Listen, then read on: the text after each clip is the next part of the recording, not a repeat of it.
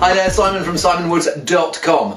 Today I'm in one of the more peculiar parts of France, southwest. Not southwest as in Bordeaux. Bordeaux, where it's a bit conventional and sort of like people's idea of letting their hair down is taking their tie off and while still having a perfectly manicured suit and creases in the jeans and stuff like that. No, we're talking a bit slightly madder bits of France. We've got a Bergerac to end with. Bergerac next door to Bordeaux. Bordeaux in waiting, and I think they could probably have extended the boundary and no one would have noticed, or no one would have been able to tell in the wines, but you'd have brought about some family feuds in the region. But the first three wines are from slightly weirder places. We've got two Jurançons and one Irulagi. Let's get onto that in a moment. First, Domaine Bellegarde. Got two wines from them. First one is their Jurançon Sec, because Jurançon, traditionally a sweet wine of varying sweetness. This is, but Jurançon Sec, they put it on to denote a dry wine. Main grapes here will be Gros and Petit Manseng, and maybe some Corbu, and is it a Roufiac as well? Anyway, hopefully this is going to be rather dry, rather almost like Sauvignon with attitude. Sauvignon mixed with Verdeco maybe, bit of that exotic grapefruit of Verdeco, bit more wild fatness, but the crispness and acidity of Sauvignon. Or am I wrong? Well, we're in the start of April now, so it's a desperately young wine still, and there's still some of that edge of fermentation aromas coming through, a bit of ever so slight edge of bubblegum, but beyond that there's this quite wild quince and citrus and a rather rich peachy edge, but also a fine herby edge, a bit of fennel there too. Yeah, bracing herbal wine. Really attractive, tangy. It sort of says, "Bring me some seafood," and yes, it's almost like grown-up Sauvignon. Sauvignon without the shriek. Sauvignon with a little more minerality and a little more presence and almost a few more spiky edges. An awkward customer maybe to get to know, but once you get to know them, maybe potentially more of a lifelong friend. Pretty tasty. Wine number two, Arechea Hexacori from Irulagi. Pronunciation is terrible because it's Basque language down here. We're in that bit where it's you go over the mountains and you're in Basque country in Spain. It's almost like they think of themselves as a little country for them, not a little country, big-hearted country. So you get these weird spellings. So there is Gros Manseng in this, but here it's called Ixkyriota, and there's Ixkyriota Tipia, which is Petit Manseng, and Zuri Zeratia, which is Petit Corbu. So much the same grape mix as there was for the Jurançon. But it's a year older and it's from a different place. Let's see what Irulagi can offer. Yes, a year older, and you're getting a more relaxed, rounded wine. None of the fermentation aromas there. It almost feels like it's put on a little bit of flesh and corpulence. Alcohol, is it higher than the... Well, it's half a degree higher. It feels like it's going to be a fatter, rounder, peachier wine. Well, it is rounder and more developed.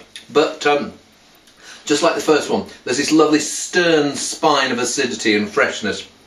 And yes, there's that peachiness, but it's all reined in by this this tight, taut, yeah, like a twanging string, twanging high guitar string that keeps it going, and keeps the freshness going through there, keeps that mineral edge going through.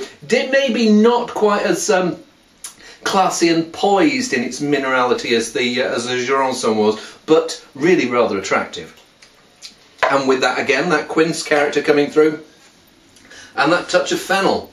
Okay, first one was from Domaine Bellegarde. Third wine is also from them, but it's La Pierre Blanche, the white stone. I don't know if it's a particular vineyard. Savin Puissant, blah blah blah. Récolte début Novembre, so late harvest, but still made as Jurançon Sec. First thing I notice about it is quite a deeper colour than the regular Jurançon, sign of the late harvest. So, but I don't know what the regulations are for Jurançon Sec, whether it has to have below a certain amount of sugar. Certainly looks from here as if it's going to smell like it's going to be a richer wine. Maybe a touch of botrytis, we shall see. Not so sure about the botrytis, but there's a definite late harvest character. It's gone into that more rounded, creamy, richer style. Not sure whether it's been in a barrel. Does it say anything on the back? No, it doesn't. But I wouldn't be surprised if it had a little time in barrel to soften it. There's a slight smoky edge I get as well. Let's see what it tastes like. And that's where the barrel kicks in. There's like a smoky oaked character. That's the thing that you notice to start with. And then when you get beyond there, that's when that mixture of rich, even richer, peachier fruit than there was in the one before.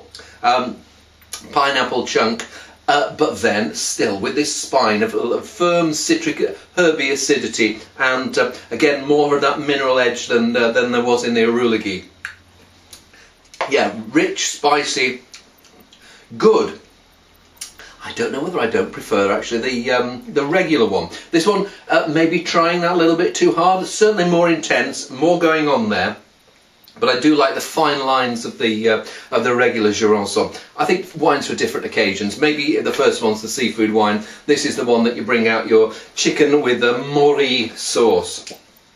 Let's see how, I've been talking about Sauvignon. Let's try Moulin des Dames, 2008, Bergerac Sec, which I imagine will have some Sauvignon in there. Sauvignon Semillon, and probably a bit of Muscadel in there. It's white Bordeaux in all but name and all but appellation. It's going to be quite a weighty wine, 14.5% alcohol it looks like.